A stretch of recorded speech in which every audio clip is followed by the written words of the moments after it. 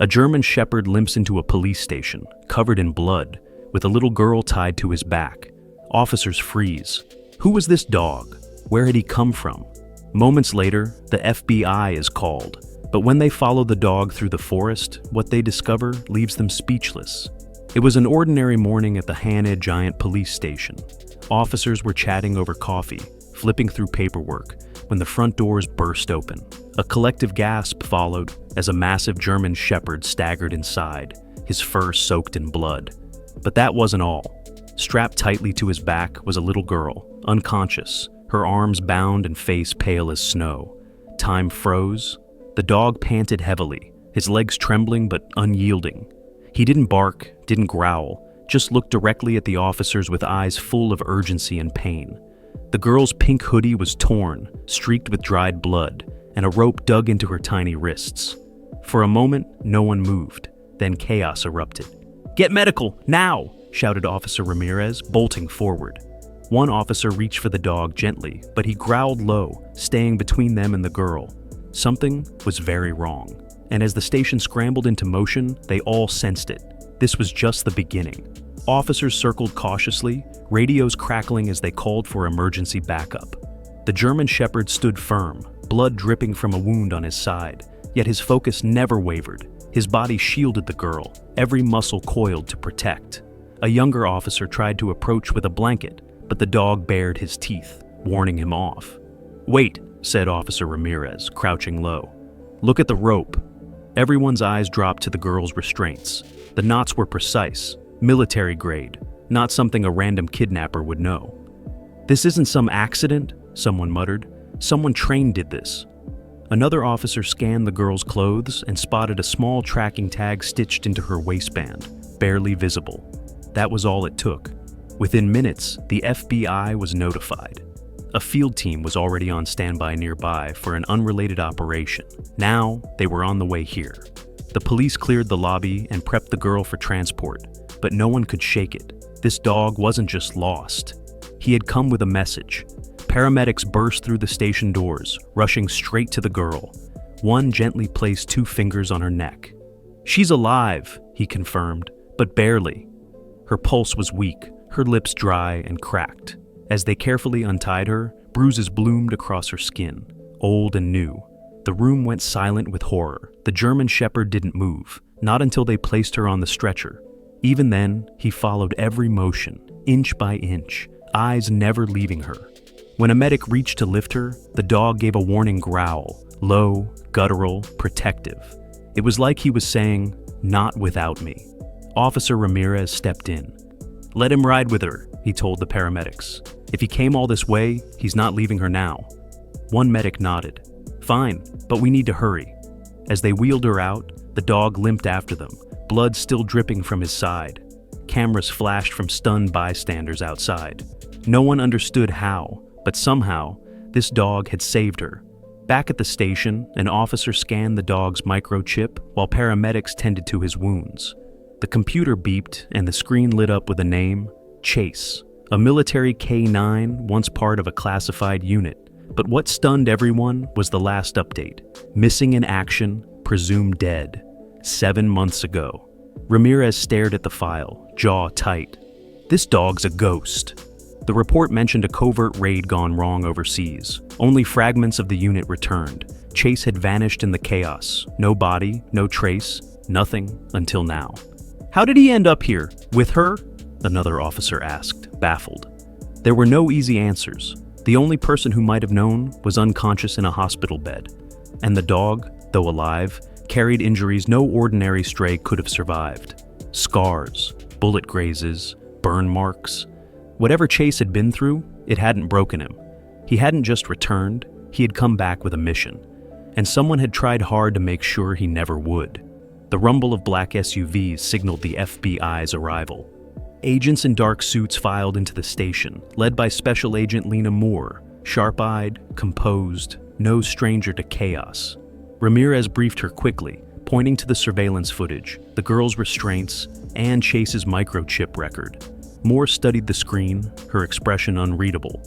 A missing military K-9 returns with a bound girl on his back and leads you straight to your doorstep? She looked at Chase, who lay bandaged, eyes alert. That's not coincidence, that's training. Just then, Chase stood up abruptly, limping but determined. He barked once, short, urgent, and trotted toward the door. Ramirez looked to Moore. He wants us to follow. Moore nodded. Gear up, we move now. Within minutes, agents and officers were following Chase out of the station. He didn't hesitate, nose to the ground, tail stiff, focused like a laser. Wherever he's going, Moore muttered, loading her weapon. It's where the real nightmare begins.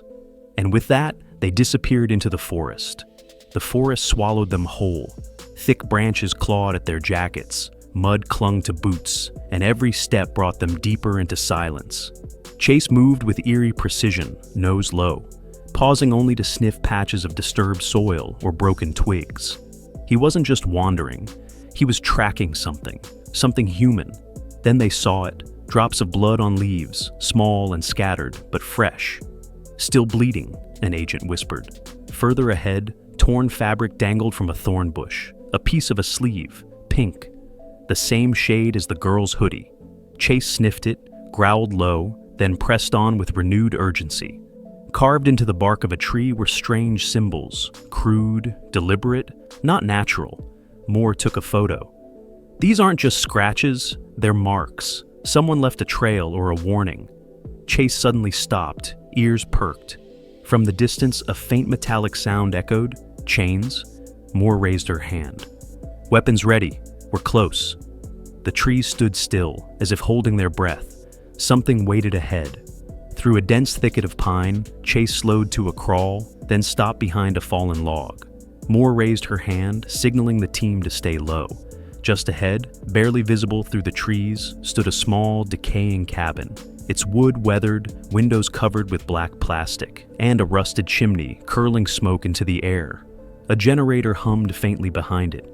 Thermal drone confirms movement inside, an agent whispered, checking his tablet. 2 heat signatures, one large, one small. Moore's eyes narrowed. Could be the source. As they crept closer, the smell hit them. Foul, metallic, unmistakable. Blood.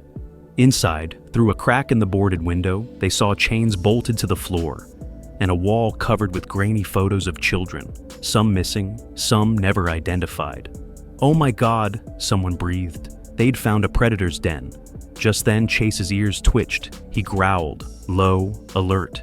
From inside, a floorboard creaked. Someone was still there, and they had just walked into his trap. The door burst open. A man bolted from the cabin, grimy clothes, wild eyes, a pistol clenched in his fist. Drop it, Moore shouted, but he fired blindly, grazing an agent's arm. Chaos erupted. Bullets tore through trees as agents ducked and returned fire. But Chase didn't wait.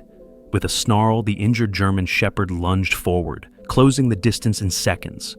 The man aimed again, but too late. Chase sank his teeth into the attacker's arm, dragging him down with raw fury. The pistol clattered to the ground as the man screamed, trying to shake him off. Agents swarmed in, wresting him to the dirt, hands cuffing him fast. "We got him!" one shouted, but Chase wasn't moving. Blood stained his bandages. He'd taken a hit. Moore rushed to him. "Stay with us, boy," she said softly, cradling his head. The man lay panting, spitting curses, but no one looked at him. All eyes were on Chase, the hero who charged into hell to save a child. The helicopter blades thundered overhead as medics loaded Chase onto a stretcher. His breathing was shallow, eyes fluttering as the pain took hold. Blood soaked through his side, again. 2 wounds in one day, yet he hadn't let up. The girl, now safe in a hospital bed, was finally awake. Her voice was weak, but her first word stopped the nurse, cold. "Chase!" She reached out feebly, tears sliding down her bruised cheeks. "Where is he?" The nurse gave a soft smile. "He's fighting, just like you did." Meanwhile, at the emergency vet clinic, surgeons worked frantically. Moore stood in the hallway, fists clenched. He saved her, he tracked that monster, and now he's bleeding out. Ramirez arrived, holding a photo. Chase in uniform, tongue out, eyes proud. "He was never just a dog," he said quietly. "He was a soldier." Minutes dragged like hours. Then the vet emerged, removing his gloves slowly. "He made it through surgery," he said. Cheers erupted. The war wasn't over, but the hero was alive. 2 weeks later, sunlight poured into the recovery ward as the little girl took her first steps again, her tiny legs wobbling, supported by crutches. Nurses clapped quietly, but her eyes weren't on them. They were locked on the figure just ahead. Chase. Wrapped in fresh bandages, tail wagging gently, the German shepherd stood waiting. The moment their eyes met, he let out a soft bark, ears perked. The girl dropped her crutches and stumbled into him, wrapping her arms around his neck. "You came back," she whispered. Across the room, FBI agents, doctors, and officers watched with glassy eyes. Moore stepped forward, holding a framed medal with Chase's name etched in gold. "Today," she said, "we honor a soldier, not with a uniform, but with heart." Chase sat tall as the medal was placed around his neck, oblivious to the cameras flashing around him. For him, this wasn't about glory. It was about her.